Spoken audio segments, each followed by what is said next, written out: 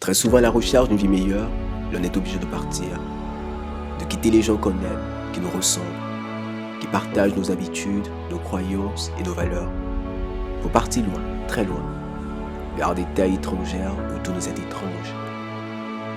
Les cultures, les habitudes et même les croyances. C'est le témoignage d'une jeune femme. Je suis Djemima, je viens de Madagascar, je suis ici au Maroc depuis 6 ans maintenant et j'ai étudié l'ingénierie en électricité.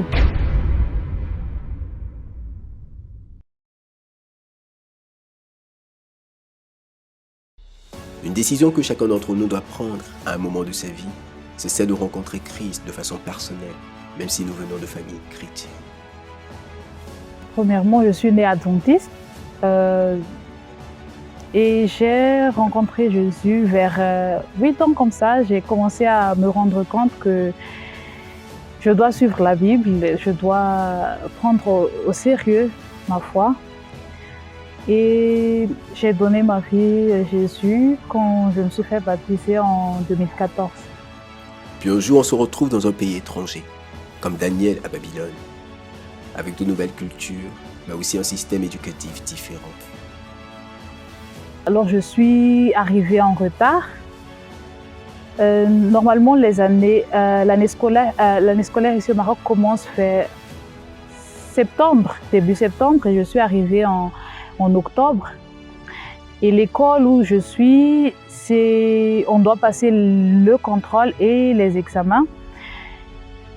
Et je suis venue en retard, genre juste deux semaines avant les contrôles. Et c'est une école d'ingénierie, donc c'est plus basé sur les maths et physique. Et mon bac, c'était sciences naturelles. Les mathématiques qu'on a fait en terminale n'a rien à voir. Genre, c'est très différent des mathématiques utilisées dans les années préparatoires de l'école d'ingénierie. Si vous vous souvenez bien, Daniel n'était pas seulement confronté à ce brassage culturel, à cette nouvelle éducation. Mais le système l'obligeait à se souiller et à transgresser la loi de Dieu en se prosternant devant la statue de Pharaon. Nous aussi, le système parfois nous oblige à nous souiller et à transgresser le sabbat de l'Éternel. La plupart des difficultés que j'ai rencontrées ici par rapport à ma foi, c'est lié au sabbat. Mais ce n'est pas la première fois que j'étais face à ça. Même au pays, j'étais déjà confrontée au problème de sabbat. Celle qui m'a marquée le plus, c'est la première fois. Être nouvelle et ne rien savoir. Genre, tu sais juste ce que les anciens te disent. Et ce jour-là, c'était un examen de thermodynamique. C'est quelque chose de très difficile. Et le prof était connu d'être quelqu'un de très sévère. Alors, j'ai eu peur de lui parler, mais j'ai pris la décision de prier, de ne pas passer l'examen le samedi, alors je suis partie le voir. Alors le problème dans mon école, si tu ne passes pas l'examen, tu rates l'année genre tout entière. Il n'y a pas de question sur ça parce qu'il y avait le problème de NCR ou non concerné par le rattrapage. Si tu as une note moins de 5, tu ne passes pas même le rattrapage, tu ne vas pas passer, genre tu vas forcément refaire l'année. Et genre, alors si tu ne passes pas l'examen, tu auras 0 et tu vas forcément refaire l'année. Et si tu ne passes pas l'examen, s'il te donne le rattrapage, tu ne vas pas pouvoir dépasser 10. Donc la note de rattrapage, c'est maximum, c'est 10 sur 20. Les anciens forçaient, ils me disaient même que tu ne peux pas. Tu ne peux pas, même si tu passes les examens de rattrapage, tu ne peux pas, tu ne vas pas réussir. Tu ne vas pas réussir l'année. Donc il faut forcément que tu passes l'examen. Être boursière ici au Maroc, genre, tu n'as pas droit à l'erreur. Si tu rates l'année, tu vas perdre la bourse. Et c'est la bourse qui t'aide. C'est ton économie, genre. Si tu n'as pas la bourse, ma famille n'est pas riche. On n'a pas le moyen d'envoyer de l'argent et tout. Donc, je dois forcément avoir la bourse. Car lequel de vous, s'il veut bâtir une tour, ne s'assied d'abord pour calculer la dépense et voit s'il a de quoi la terminer. Luc le chapitre 14, verset 28. Marcher avec Christ a des conséquences. Avant de s'y engager, il faut en avoir conscience. Mais cependant, avoir des personnes autour de nous pour nous encourager à bien faire est nécessaire. Ma mère, mes parents, quand je leur dis des trucs comme ça, directement ils disent on va prier. Et c'est ton choix. Ils ne te forcent pas de respecter le sabbat, ils ne te forcent pas de passer l'examen. Ils demandent seulement qu'est-ce que tu veux faire. Moi j'ai dit je veux respecter le sabbat et elles ont dit d'accord, on va prier pour toi. Il n'y a pas, mais la seule pression était des anciens de l'école parce que ils ont l'expérience, ils sont déjà là depuis des années, ils savent à quel point c'est difficile de rattraper une année ou quelque chose comme ça. Ma décision était depuis le début de ne pas passer les examens. Quoi qu'il se passe, je ne vais pas passer pendant le sabbat. J'ai prié, je suis partie voir le prof. J'étais étonnée quand il a dit que d'accord, tu vas d'abord parler à l'administration parce qu'il a dit qu'il ne pourrait pas prendre la décision pour moi. Et voilà, je suis partie voir l'administration. Il y a le directeur adjoint avec qui j'ai parlé, il m'a dit, il m'a dit, Dieu va comprendre. Tu peux passer l'examen 2 heures et tu rentres chez toi, ou bien tu vas dans l'église et tu pries. Il va comprendre, c'est un examen, voilà.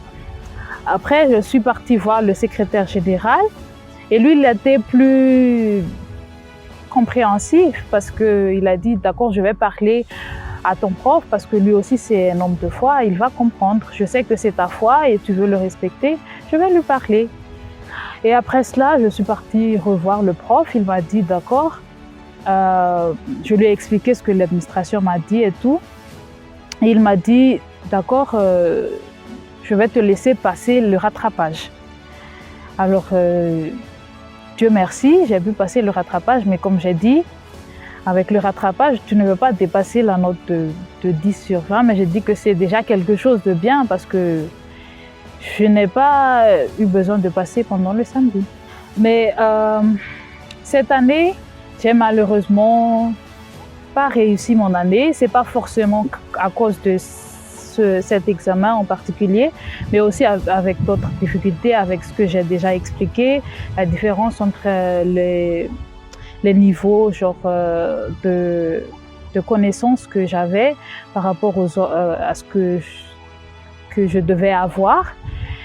Et voilà, les retards et tout ça a contribué tous au fait que j'ai pas pu réussir mon année. C'était pas une expérience en elle-même. Il y avait d'autres exemples aussi. C'était presque chaque année, chaque examen, il y avait toujours un examen qui tombe le samedi.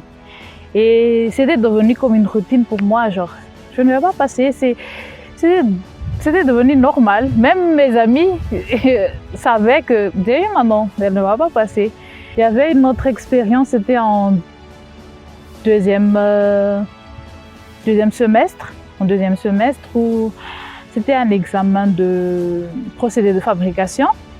Le prof l'examen était le samedi et le problème, il n'y avait pas de contrôle. Donc, si tu rates l'examen, tu ne peux pas... Normalement, si tu as le contrôle, ça peut un peu sauver ta note ou quelque chose comme ça. Et cette matière, il n'y avait pas de contrôle, donc c'était directement l'examen. Et le prof, il n'est jamais à l'école. Je ne pouvais pas aller le voir, je lui envoyais des emails et il ne répondait pas. J'ai eu très peur, j'ai dit comment je vais faire avant que l'examen arrive. Pendant la semaine, j'ai essayé de le joindre, je n'arrivais pas. Mon ami a dit, Thelma, comment tu vas faire? Passe seulement, cette fois-ci tu passes une fois, après tu peux respecter l'autre. Si tu n'arrives pas, moi j'ai dit, j'étais sur le point de passer, mais c'était le vendredi après-midi, il a répondu je l'ai appelé, il a répondu. J'ai pu lui expliquer mon problème. Il a accepté. Et après l'appel, mon ami a dit, tu as un Dieu. Que Dieu te voit, c'est ça. Mais comme j'ai dit, il y avait plusieurs expériences que j'avais passées par rapport au sabbat. Il y avait même des fois où le prof, il a accepté, genre, tu peux ne pas passer l'examen, mais genre, je ne peux pas te donner la note. Alors j'ai eu 0. Mais il y avait le contrôle qui a quand même sauvé la note et tout. Mais finalement, j'ai réussi mon année ici. Et j'ai fini par sortir en tant que majorante de ma promotion.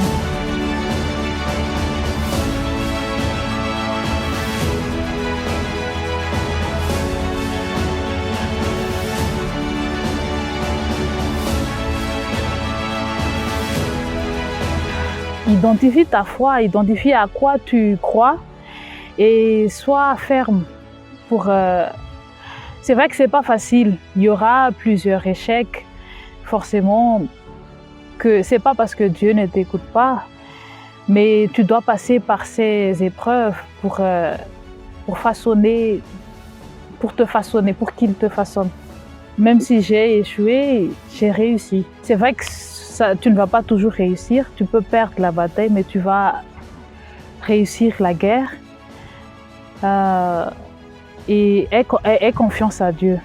C'est pas parce qu'il n'entend pas, il entend, mais il a sa manière, il a son temps, il a sa façon. Juste crois, aie la foi.